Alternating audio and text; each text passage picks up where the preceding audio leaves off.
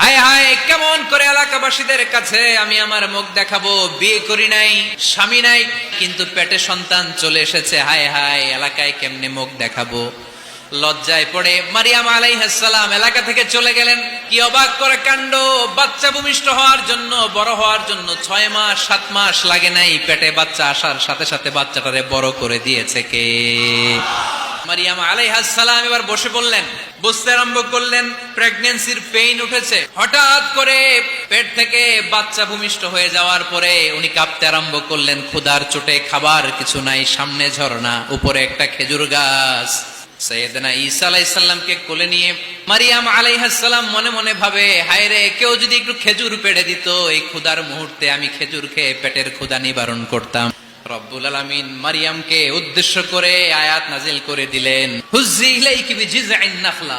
এর মানে হচ্ছে, মারিয়াম, কেউ পেড়ে দিবে না, একটু কষ্ট করে হাতটা উঁচু করে খেজুরের ডালা ধরে ঝাঁকুনি মারো, টসটসে কাঁচা পাকা খেজুর নিচের দিকে পড়বে, তারপর তুমি তুলে খাবে। সুবহানাল্লাহ পড়েন।